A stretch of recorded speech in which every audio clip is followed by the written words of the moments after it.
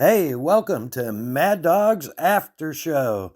That's the AFTR show. Trickle With Dickle Mad Dog. Pharaoh and Let's Cole go. Trickle I Dickle decided to Pharaoh. Let's fly through the go. air and Suppose live I in the decided sunlight to and enjoy life as much as I fly could. through That's the just air what I'm and doing. live in the sunlight and enjoy life as much as I could. That's just what I'm doing.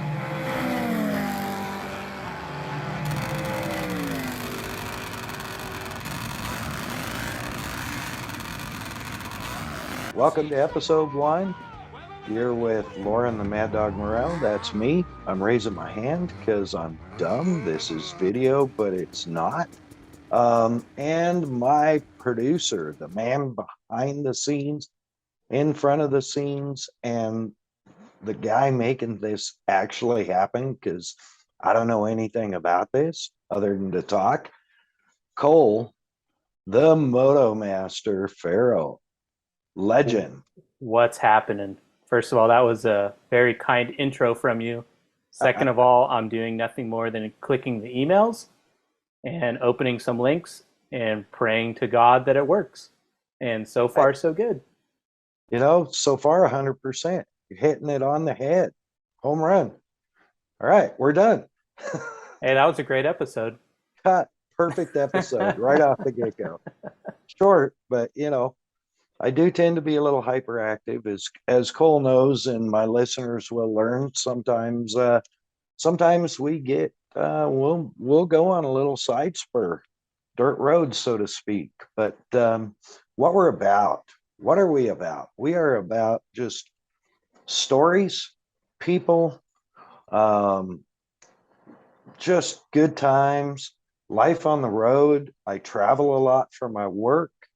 Uh, I own Mad Dog Media and Marketing, and I contract to several companies doing event logistics and activations. Um, we have a lot of adventures to cover. Uh, I'm really grateful to have Cole, as he says, pushing the buttons and clicking the links because I'm honestly serious. I have no freaking clue what's happening over there. He just tells me to talk. Yeah, but you're the guy that could wire up a Dodge Diesel with some new speakers and you could do a whole boat by yourself. So don't sell yourself short here on your technical abilities, all right? Yeah, might have some abilities in other directions, but yeah, no. So we're just gonna BS. Couple of great friends BSing about adventures, and we'll probably reflect some. We'll probably perspect some. We'll probably respect some. Um, Actually, speaking of respect, I want to give a shout out for reals to this hotel I'm in tonight here in Gallup, New Mexico. It's a Comfort Suites on the east side. Their entire lobby is dedicated to the American military, POW, MIA, veterans. It's literally I just took a walk around the lobby, and even in their breakfast room, they have a little nook that's actually set aside specifically, with its own table with a single chair and a dog tag hanging there, plate, and the POW MIA, um, that symbol right above the table. Um, and it's like, always remembered, never forgotten. It really got me. It got me right in the feels, man. So I definitely want to give them a shout out because we don't see enough of that kind of patriotism around anymore. Yeah, that's So huge. That's especially when it's something you're not expecting, and then you see some out of the blue patriotism like that, and the fact that they're willing to put their whole business on the line and show what they're about. I mean, who better to support financially than someone who does something like that? yeah, absolutely. I would definitely stay here again for sure. Even if it was a crappy room, I would stay here because of that. It's actually a really nice room. So, and we'll cover rooms and all that in along for the ride because as it turns out, I stay in a lot of hotel rooms. Somewhere between 150 and 170 nights a year in hotels. I'd say that's pretty impressive, first of all. And second of all, I'm glad you said something because I was going to say, hey, you don't seem to be in Lake Havasu. So I'm glad that you brought up the fact that you're in Gallup, New Mexico. So what the heck are you doing there? So I'm here in Gallup for the one of my great clients that I work for a lot. They keep me very busy. Is Kicker Performance Audio. Um, awesome company. Just they support us. We're wearing Kicker gear right now, as our headsets and our mics, and I'm really glad that they stand behind me, and all my harebrained schemes. But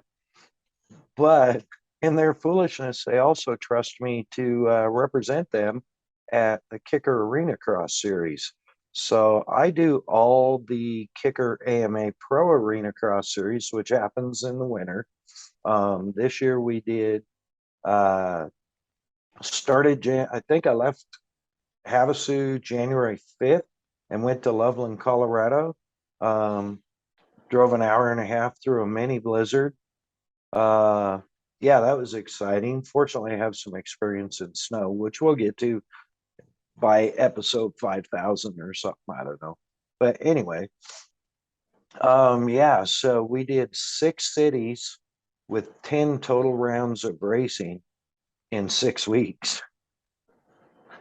Hot So damn. yeah, I flew a lot the first 6 weeks of the year. But they also run, so that's the Kicker AMA Pro Arena Cross Series. You probably followed it year before last on Fox Sports, and the year before that on Fox Sports. And CBS Sports jumped in last year and said, we want this. And so, with I believe the number was about 4 times the viewership on CBS Sports Network. It was a no-brainer. And the Cycle City Promotions Group switched Kicker AMA Pro Arena Cross to CBS Sports. And if you watch it, there's a good chance, as it's going to commercial or coming back, that you'll actually see yours truly, man, in the kicker booth.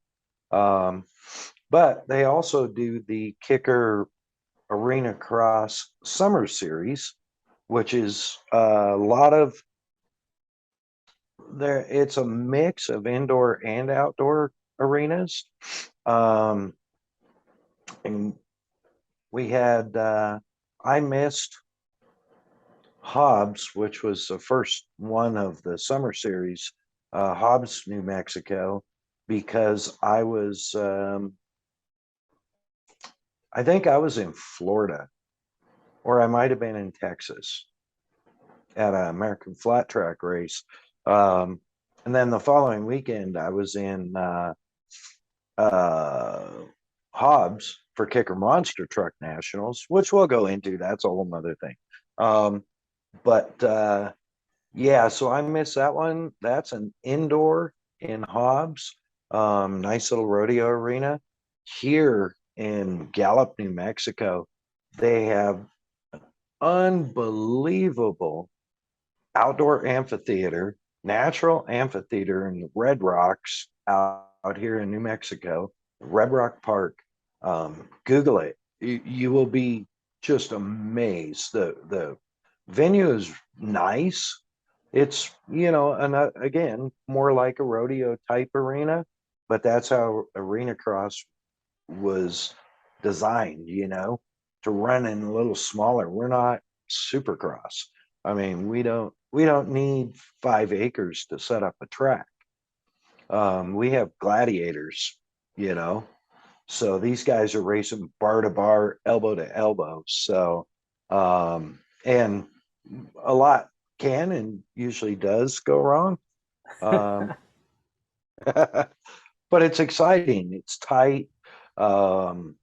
most of the tracks, the guys are turning in a lap in less than 30 seconds or right around 30 seconds. So, that's honking on it. And the summer series is directed. We have pro classes. I think Blows came out and rode last year. Uh, I have to research that. You'll have to fact check me. I think he did, yeah, because he was Yeah. starting to taper down his supercross stuff, and he was also starting his own business, doing suspension in Arizona. So I think all that timing kind of coincided with him doing some arena cross stuff. Yeah, I think he was here in Gallup last year and just they, handed everybody his back tire. Um, it was just roost for everyone. He was like, some roost for you, some roost for you. Here's some roost for you. But it only lasted the start stretch, and then there was nobody behind him to get roosted. So he was unbelievable to watch. It on another level. For me, a lot of the fun stuff. I love the pros and I love talking to them and BSing with them and stuff like that. But the amateurs are so much fun because you get vet 40 plus that have ridden their dirt bike like twice in the last 6 months that hit a full blown arena cross track, and they start out in 35-second laps, and by the end of the heat race, they're turning 47s and running the chicken out lane over the whoops. So but this one's actually really unique because they set up 100-foot mud bog right down the middle. Yeah, I was going to ask about that because Yeah. it's last time I saw a mud bog was in the middle of Anaheim Stadium at Monster Jam. They did whatever 150-foot death-defying strip, and so when I saw that Arena Cross posted that, I was like, hey, that's pretty fun because you're going to get some new Mexicans coming down from the hills just to watch the mud bog itself, and you might make Oh, some Arena Cross fans out of it. oh yeah, for sure. And we like last year, it was sold out both nights, Wow. packed house.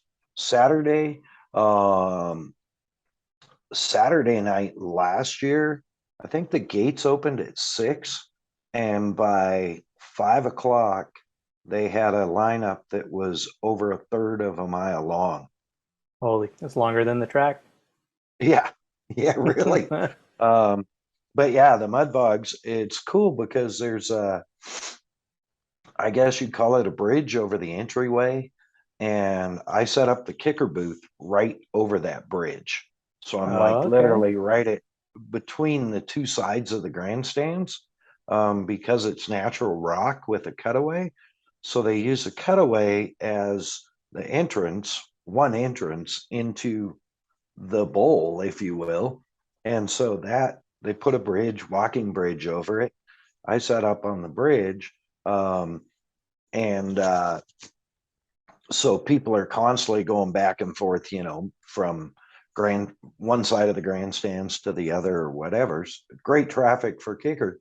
But the other really cool thing is when they bring the mud trucks in, um, all those rigs go under the bridge. So like all the nitro, blown nitro rigs that those guys are serious. You know, you can get the real eye burn from you can get the real eye burn from the nitro, like real actual eye burn. And if you don't know what nitro eye burn is, Cole, you're the technical here. Well, essentially, you have nitromethane, and it gets into your sinuses, and that's all the science I know about it. But it smells really good, and it burns like hell. Yeah. And in high school and shop class, we would go to the NHRA Nationals in Pomona, and our shop teacher, I won't say his name because it's probably illegal, he would have a contest to see who in our shop class could stand there the longest while they got the top fuelers running. So everybody be puking and crying and coughing, and I'll never forget those memories. Good times. You know, I did that to myself. I was like, let's see how bad it really is. Uh I was at the Vegas Four Wides with our buddy the Cuskinator, Oh yeah, Cuskin yeah. Cuskinazinski. Anyways, and I was in Clay Milliken's pit, who's awesome dude. Hopefully someday I can get him on here, that'd be really rad because he's just a regular guy, you know. I think it'd be tougher to get him off the show. Yeah, it might be.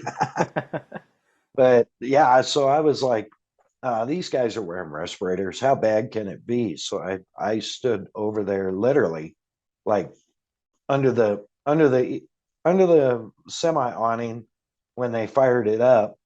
And I think I made about 8 seconds, you know, and I was like, ooh, yeah, okay, I'm out. It Yeah, was like, hey, it's a full ride, 8 seconds.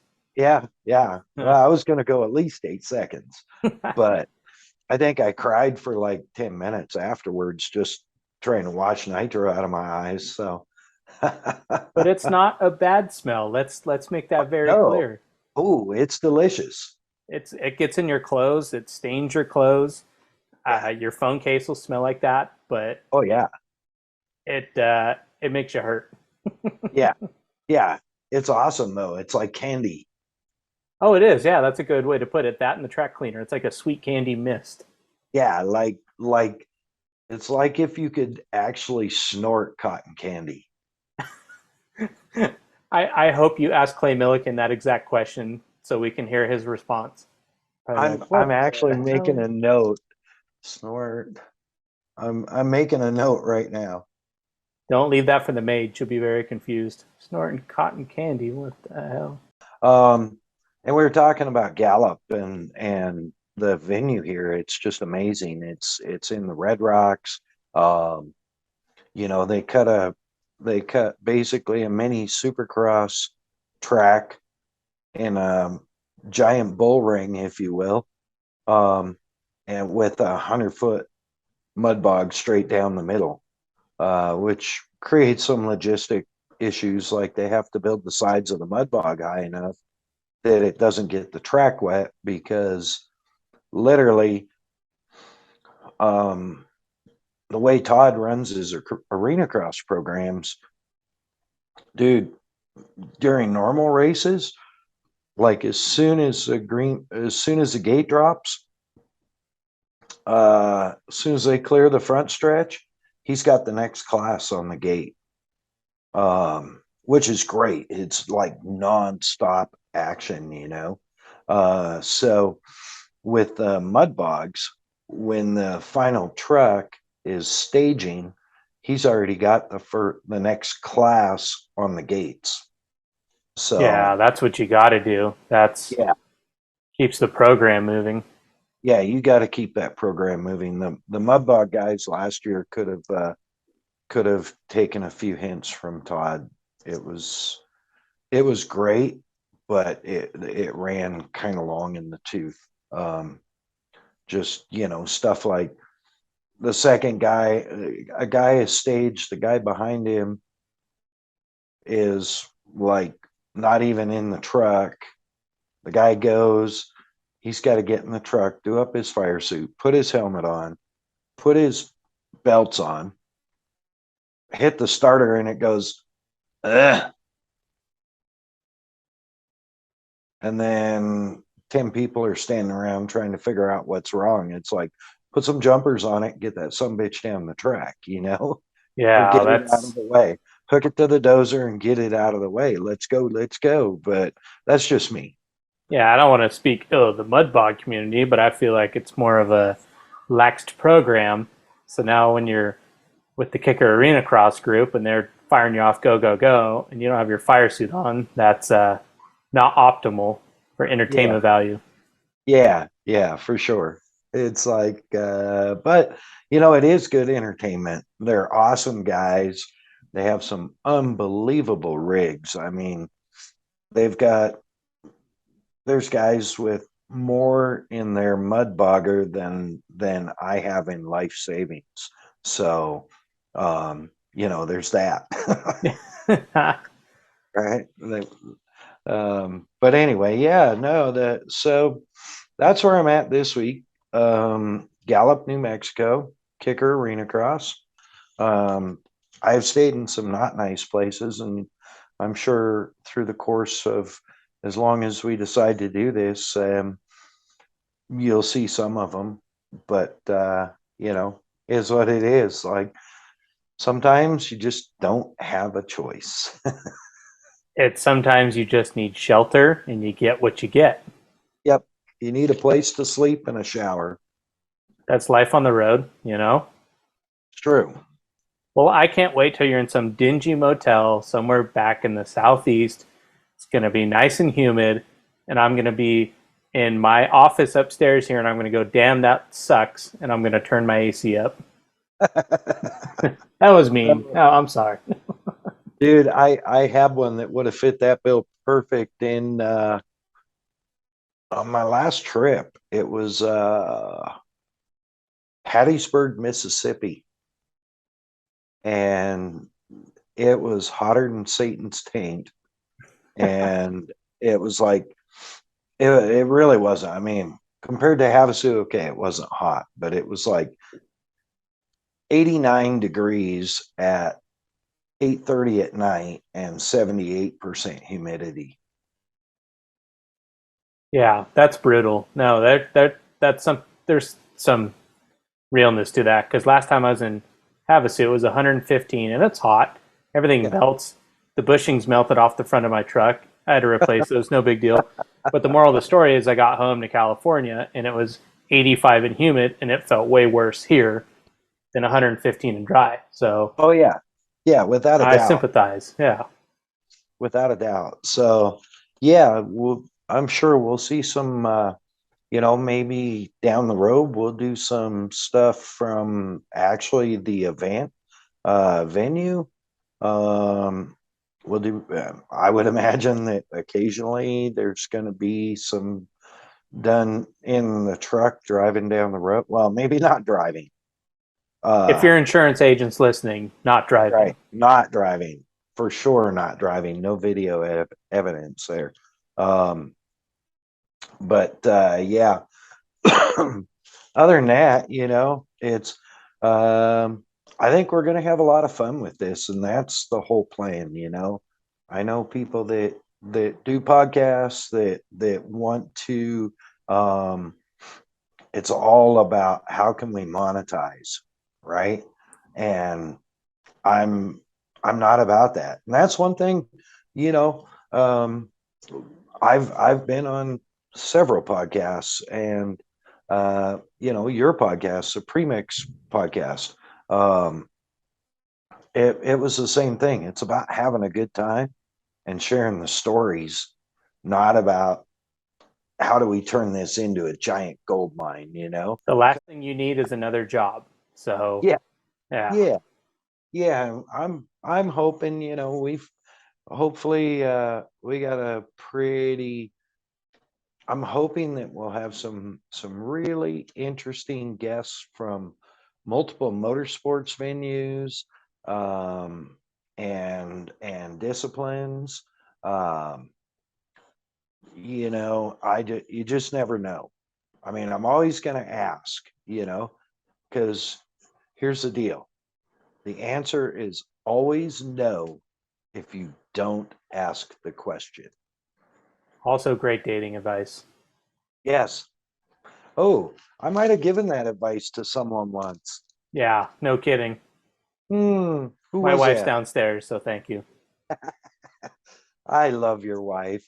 I I don't do know how too. she That's why I puts married up her. with you, but And God bless her. Of course, people say that about Striking Viking too. So, you know, we'll get her on the show. oh, Gonna quickly be a fan favorite. I'm not sure that's a good I idea. think you're breaking up. Yeah, no, seriously, we're just I want to have fun with this, and I want to get people that I know and my friends and share their stories. Like we're definitely, I think episode 2, we're gonna dig into the twisted childhood of Cole Trickle Dickle Farrell.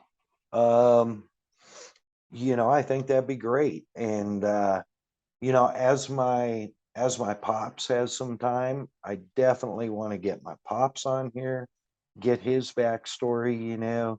Right now we're going, the family's going through a couple of things. So, um, my mom with the heart surgery and whatnot, and but she's doing great, dude. She had that little mini stroke, and it's had some effect, but her recovery is well in effect. That's So great to hear. That's huge. yeah, been really heavy on my heart. So um and a lot of stuff that you're going to get on this podcast is emotion, because I am an emotional SOB. I mean, just straight up, that's who I am. That's what I am. Um, so, but yeah, I think, we're gonna cover a lot of cool stuff. And I think this weekend is going to be good. We'll probably do like a little short recap after this weekend. I may try and get some, just some audio clips from some of the guys at the track, if possible. You never know. It's that's the one nice thing about the good old fashioned cell phone, especially this one, because it's got a great voice recorder. Because we tested it, I can do an impromptu, and then Cole can do all the magic and just add it in. So, um, you know, I'm I'm just super stoked to be doing this. We've talked about this for quite a while, and I'm glad you're on board. It's awesome to have. I could not have found a better producer to have, because it's like it's you, Well, that's flattering, you know. and just getting back to your point of glad we actually got this started. It's like everybody wants to talk about doing cool stuff until it's time to do cool stuff. So thank God we're doing cool stuff.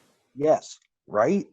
And let's just keep doing cool stuff. It's I mean, who knows? We most The biggest thing about all this is we want to talk about cool stuff and do cool stuff, and I want to get to some people's stories behind the stories.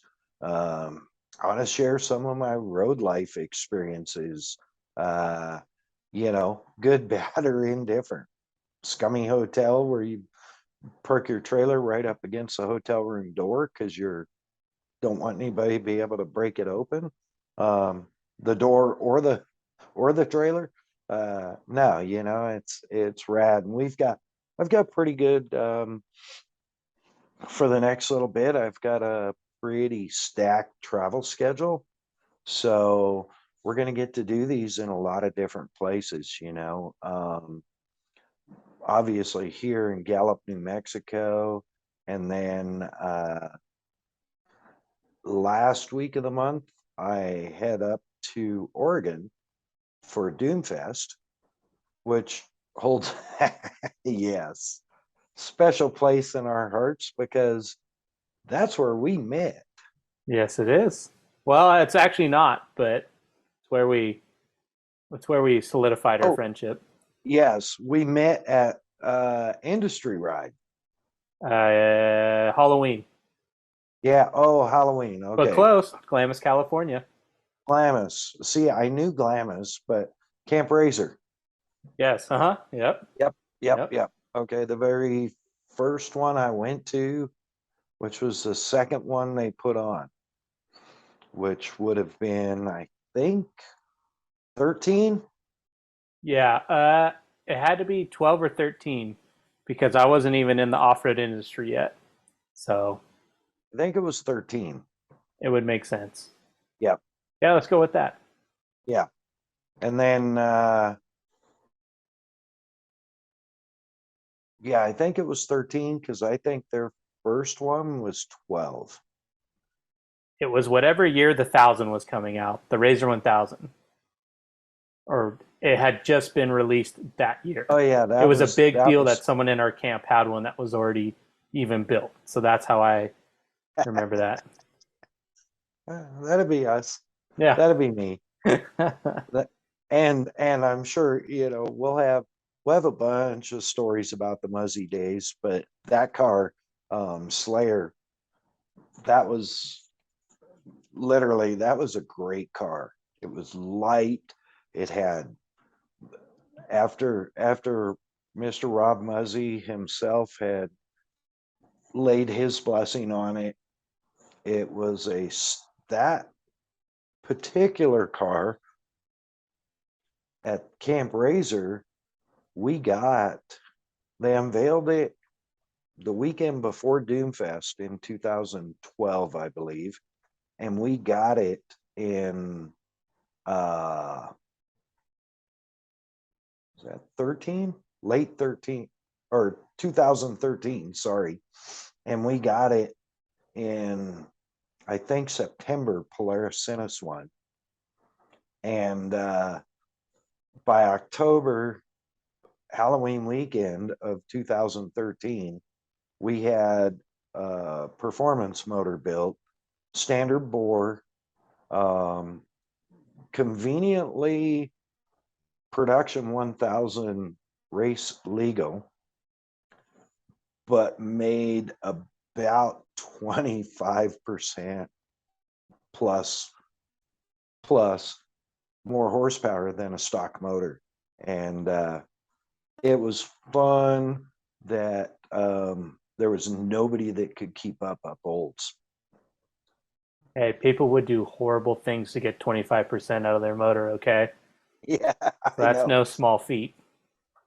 No, and that was actually minor because that car ended up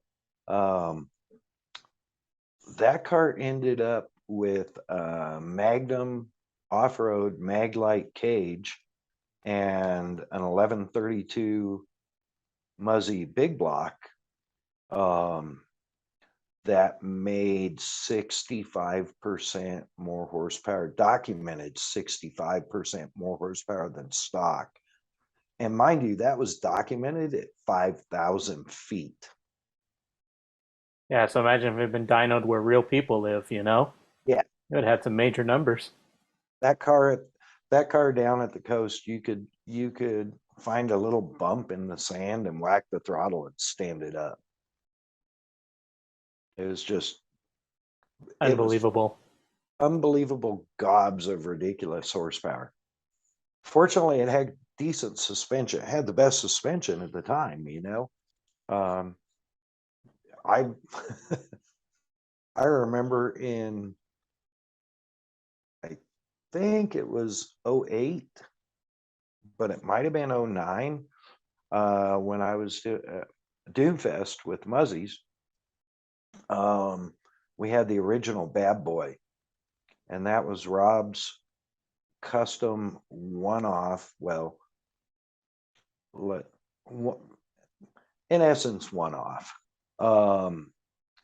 Hand-built 999 V-twin Kawasaki motor that made more horsepower than any Terex should ever have.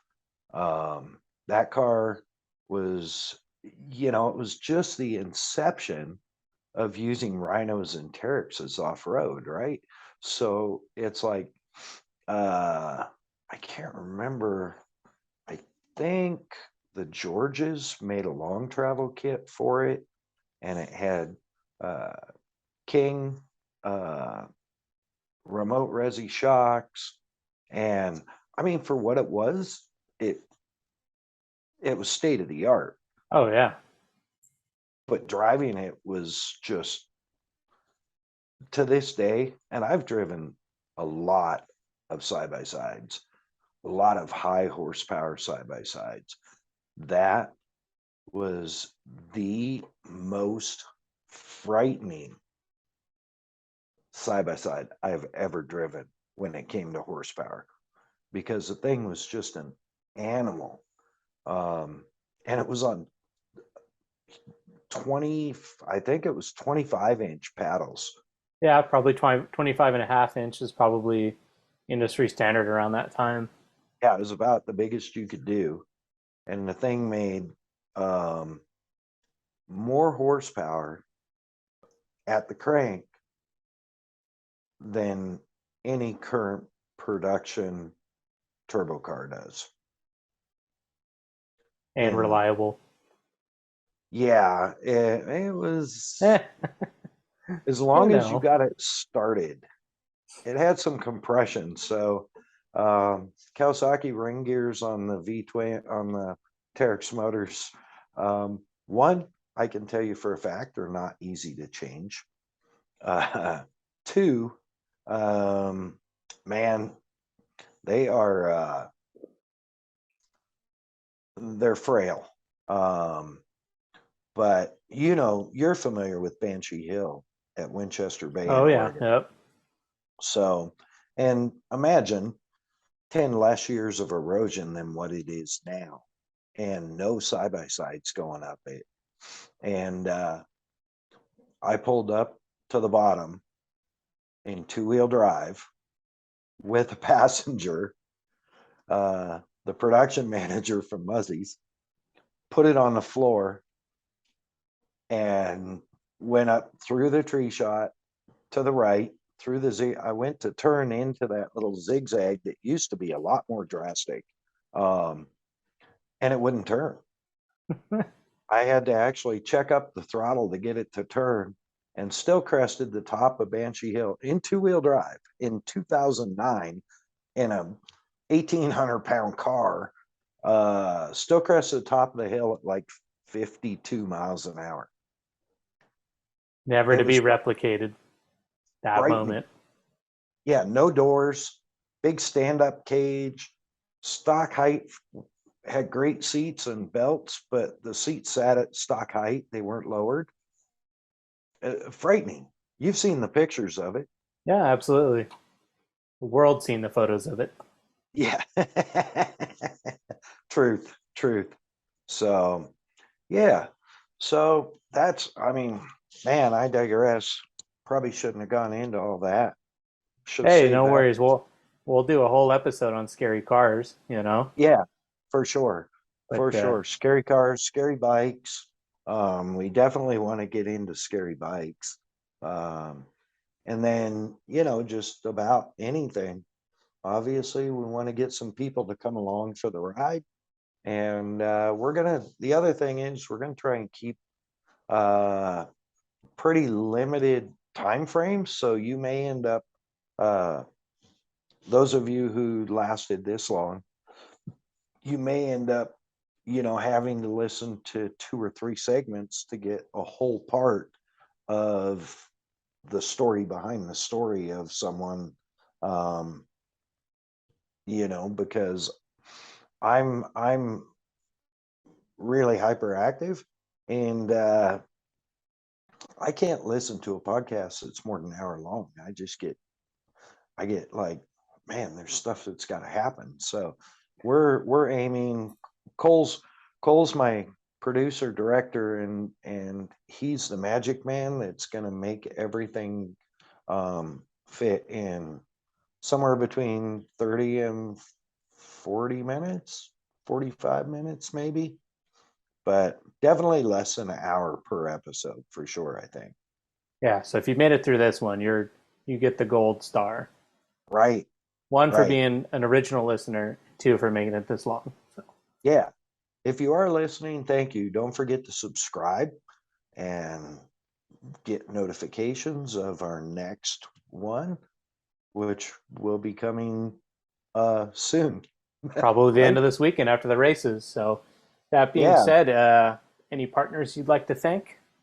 Yeah, I definitely perfect timing. Obviously want to thank Kicker Performance Audio, Kicker Marine Audio, they support me 1,000%. I think you're probably wearing Kicker earbuds, I I'm sure guessing. am. Yep. Yeah, Yep. the EB400 Bluetooth earbuds that are waterproof and all that. And I'm wearing a pair of Kicker corded headphones. I have the new cordless ones, but I was afraid to try them on the first episode because I'm nervous about how Bluetooth interacts inside buildings. A logical So fear. yeah, of course, Kicker, great people, great company, great story, and we'll get into that for sure. In one of the episodes, I definitely want to go into that whole company's story because it really is an American success story and a story of the American dream. Uh, so we'll go there at some point. Of course, Bomber Floating Eyewear. Um, Man, Tommy the Bomber Bonacci. And they're based right out of your home county, right there in Orange County. Oh yeah. Uh, Well, I see the party van often in my yeah, yeah, parts. So yeah. I think their storefront is actually in Costa Mesa. Um, and if you don't have a pair of bombers, you need a pair of bombers. If you do anything motorsports wise, get what I got, which is the polarized safety lens. They are OSHA and ANSI approved safety glasses with nice smoked polarized lenses. So, and they're really cool too. Um, oh, ow, oh, and they all float, do they not? they float. Yes. That's the most Oh, important. I wonder how many trillions of pairs are sitting at the bottom of Lake Havasu oh because they man. weren't bombers. Yeah. Right. I know you would not believe how many of my friends have now converted.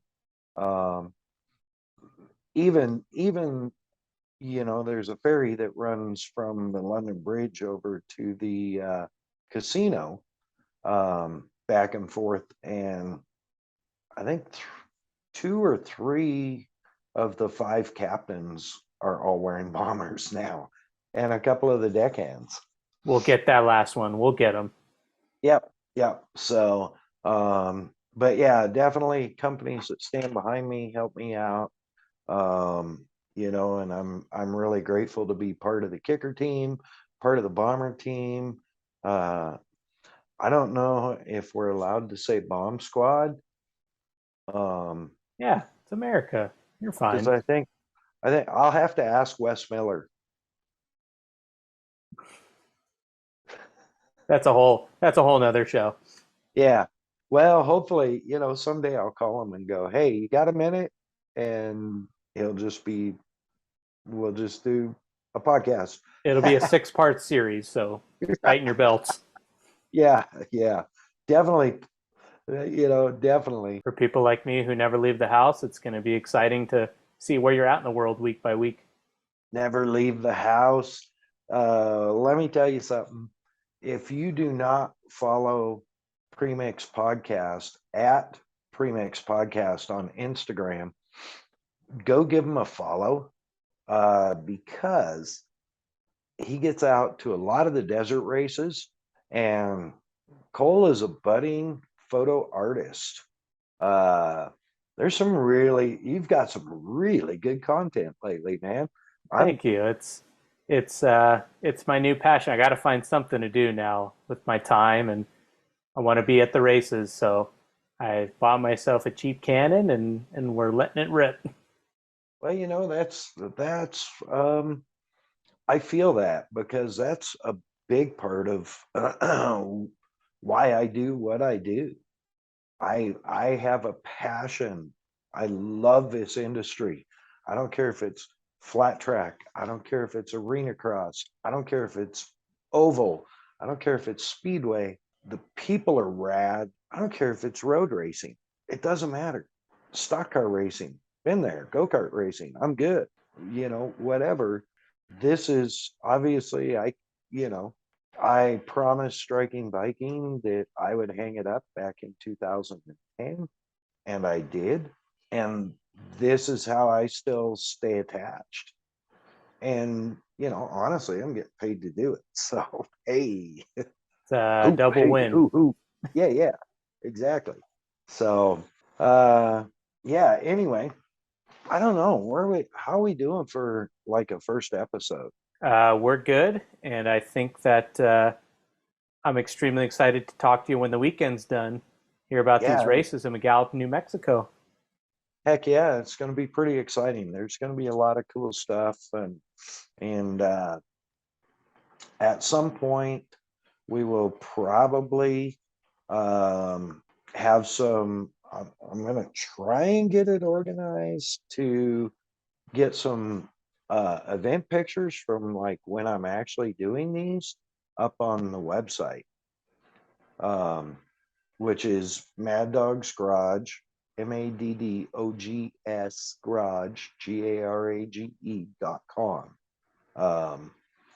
And so I just have to work with one of my rotten kids who manages the website for me, even though she's always pressuring me. She's like, you need to update this. You need to do that. You got to get me this. You got to get me that. And I seldomly do. So she's honestly looking at it. She's probably right. I'm probably failing miserably, but we'll get better, right? We will If you're get better. failing, there's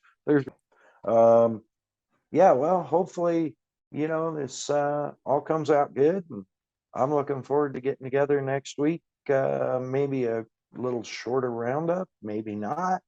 Who knows? But we're definitely going to have some fun. I want to thank everybody. Hopefully, all one of you that listens. Thank you, Karina. Um, maybe I can make my kids listen. No, seriously, Cole, I am so stoked to have you along for the ride. Man, this is going to be a party, dude. I think that's a perfect way to end this episode. It's going to be a party, dude. Rock and roll. See ya.